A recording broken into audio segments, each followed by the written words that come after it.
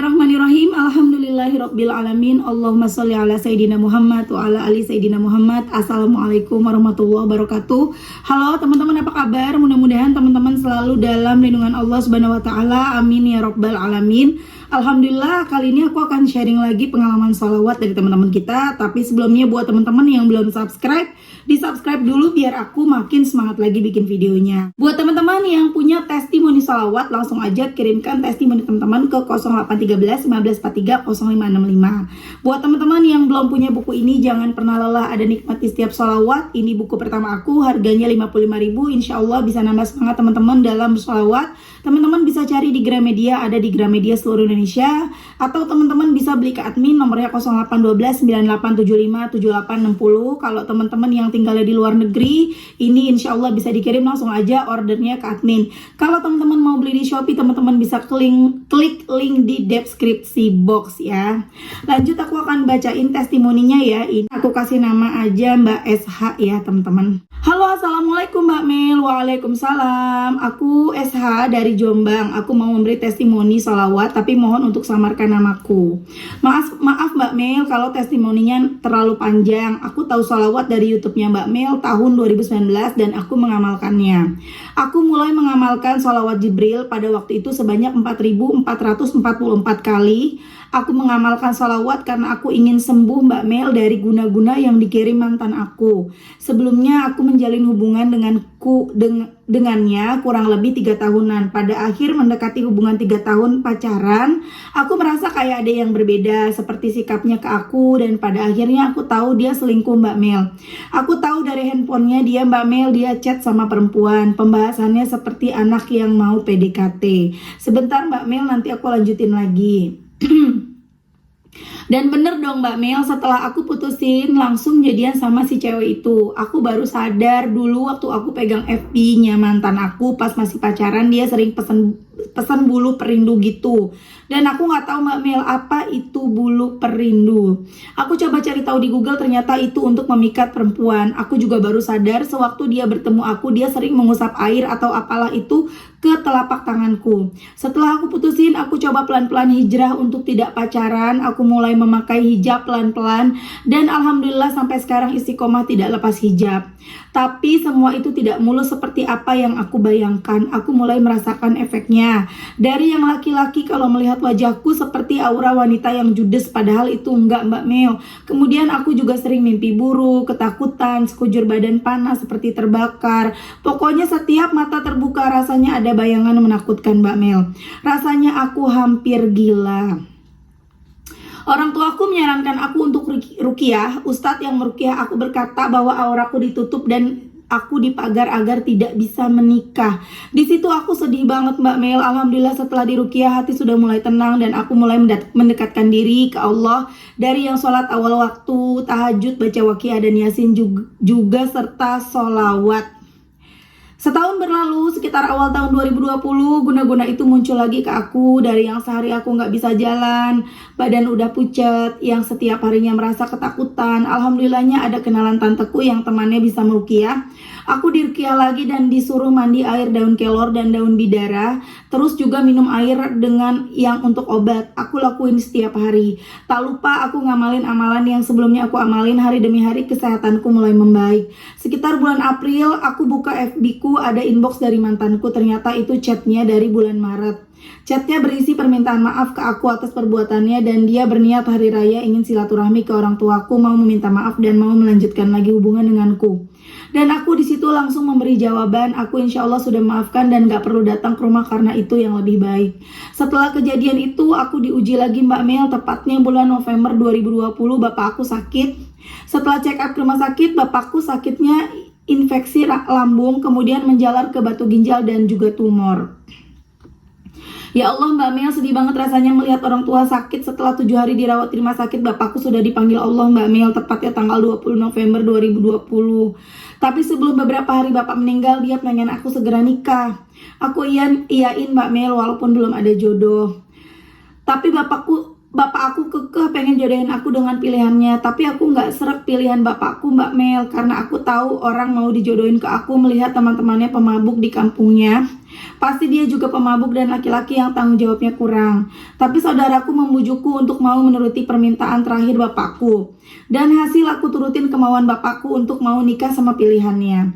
Aku ngomong ke bapak yang sebelumnya dipanggil Allah, iya bapak, aku mau nikah sama dia. Dan di situ aku melihat bapakku dengan wajah sumringah dan mau makan seperti orang yang sudah sehat.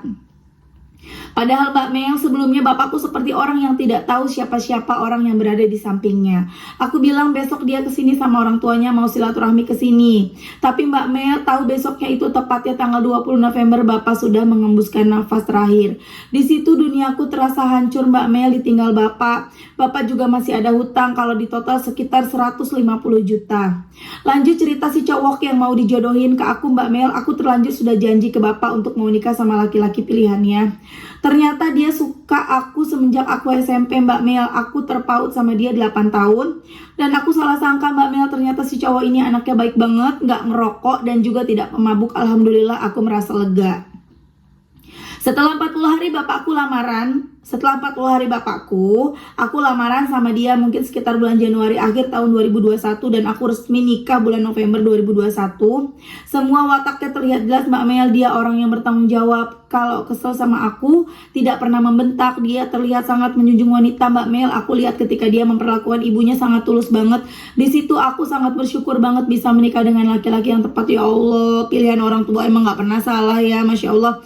Memang orang tua itu punya apa ya, yang nggak pernah kita tahu lah gitu. Jadi kalau orang tua bilang enggak, ada alasannya gitu loh teman-teman ya.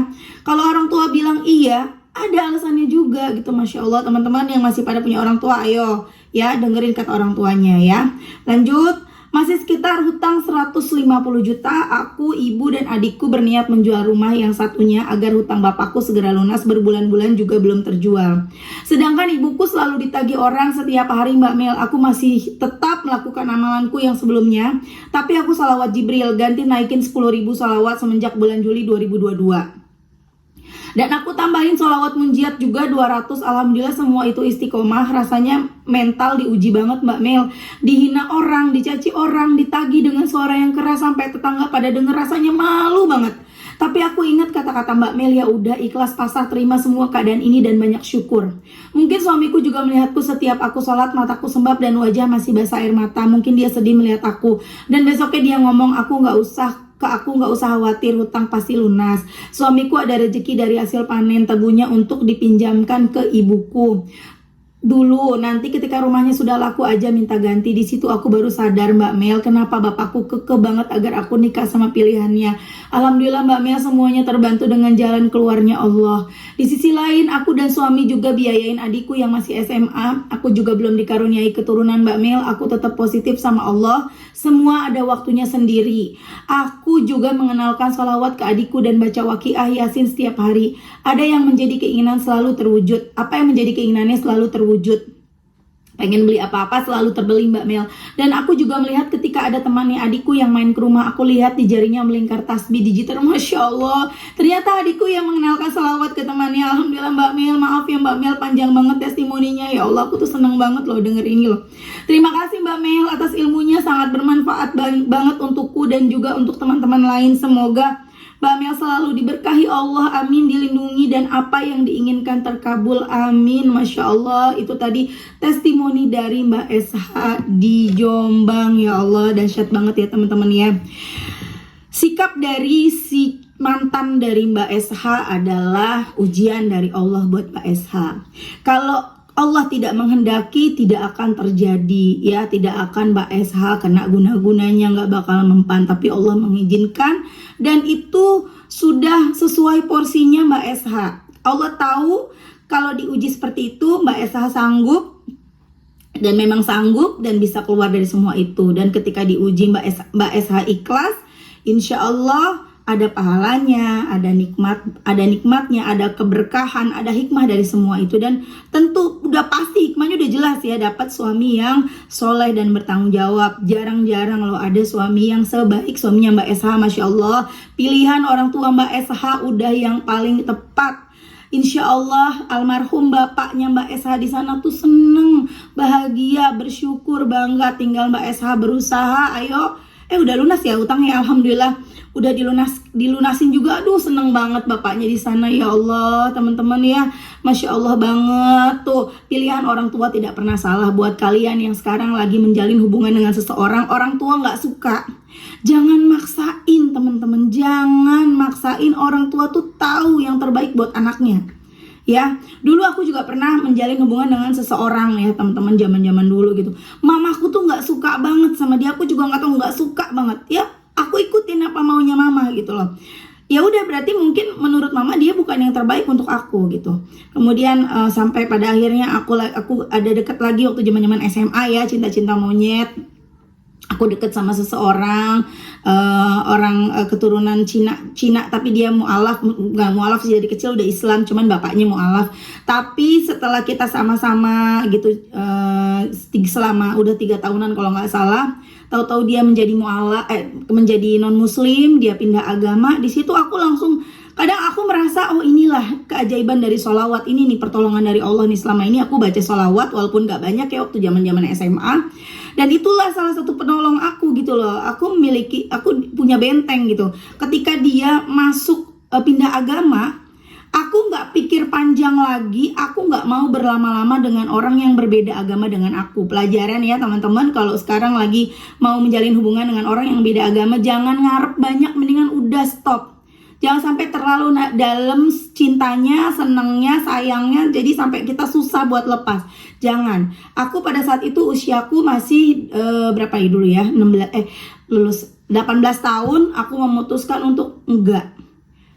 Lebih baik aku berpisah. Aku yakin suatu hari nanti Allah akan mempertemukan aku dengan jodoh terbaik. Aku yakin. Walaupun itu lama banget teman-teman ya. Sampai akhirnya 3 tahun kemudian aku ketemu sama suami aku yang sekarang jadi suami aku gitu loh. Sama yang lain-lain, selama perjalanan 3 tahun itu, ada yang suka, beberapa yang suka, semuanya nggak ada yang serp di hati aku. Nggak ada yang bisa menggantikan posisi yang non muslim ini, yang pindah agama ini. Tapi datanglah suami aku, baru aku bisa melupakan si yang non muslim. Tapi giliran suami aku datang, yang non muslim ini juga datang gitu loh, berbarengan. Yang aku tunggu-tunggu sama ini datang, dia kepengen balik ke Islam, tapi aku nggak mau sama orang yang suka mempermainkan agama gitu. Buat apa gitu, sama agama aja dimainin gitu ya. Dan alhamdulillah, mudah-mudahan jodoh dunia akhirat sampai sekarang sama suami aku ini, alhamdulillah. Nah teman-teman, ayo yang pada sekarang punya pasangan non muslim ya, lagi deket-deketan, lagi suka-sukaan, udah jangan berharap banyak. Stop ya, putusin, stop, cari yang seiman ya. Carinya pakai sholawat aja deh. Kalau pakai sholawat dapetnya komplit nanti, udah seiman, baik, bertanggung jawab kayak suaminya Mbak SH, Masya Allah. Alhamdulillah suaminya juga menerima ya Mbak SH, sabar walaupun belum sama Allah, belum dikasih keturunan saat ini. Insya Allah sebentar lagi. Terus aja baca sholawat Mbak SH, Allah tahu yang terbaik ya. Dan mudah-mudahan mantannya Mbak SH juga Allah beri hidayah ya. Kadang memang suka lucu sih sama orang-orang seperti itu ya. Dia yang buat salah, dia yang jahat, dia yang sakit hati, dia yang macam-macam, dia yang jahatin kita.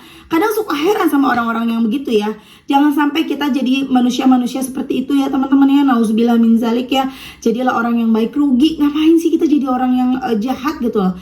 Orang jahat, orang baik aja dapat pahala, dapat banyak kebaikan dunia akhirat. Kenapa harus jadi orang jahat gitu loh. Satu lagi, jangan juga kita jadi orang yang berpura-pura baik. Kita pura-pura baik karena pengen dianggap baik, dilihat orang baik. Nggak perlu. Kenapa? Karena kita punya Allah. Allah itu maha melihat. Kita mungkin bisa menipu banyak orang, tapi kita nggak bisa nipu Allah ya.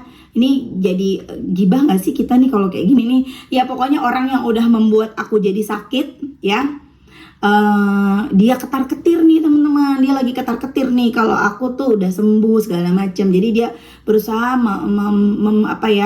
membaik-baikin orang di sekitar aku gitu kan. Dan ya itu tadi, kadang-kadang aku suka status di Instagram, mohon maaf bukan berniat untuk jadi dikit-dikit nyindir, nggak nyindir, cuman aku bingung cara ngasih tahu dianya gitu loh. Jadi cuman ya mudah-mudahan karena dia selalu melihat story aku, mudah-mudahan dengan dia melihat story aku dia bisa sadar. Aku juga insya Allah doain terus dia supaya dia berubah, supaya dia sadar. Kadang suka bingung, ngapain gitu kita harus berpura-pura baik, karena orangnya memang baik banget. Dan itu semua pura-pura baik karena pengen dilihat baik gitu loh. Kenapa harus seperti itu? Kadang suka bingung ya sama orang-orang yang gitu ya. Dan semoga kita dihindari ya teman-teman. Oke deh teman-teman, terima kasih udah nonton. Semoga bermanfaat dan jadi motivasi buat teman-teman. Kita doakan semoga Mbak SH segera punya keturunan Mbak SH ya. Baca munjiat Mbak SH 500 setiap hari ya, targetin insya Allah nanti punya keturunan 3 bulan paling lama punya anak insya Allah, amin amin ya rabbal alamin. Terima kasih teman-teman, semoga teman-teman yang nonton diberikan sama Allah kemudahan, dikabulkan doa-doanya, dilunaskan utang-utangnya, amin ya rabbal alamin. Ini aku gerah banget nih ya Allah. Assalamualaikum warahmatullahi wabarakatuh.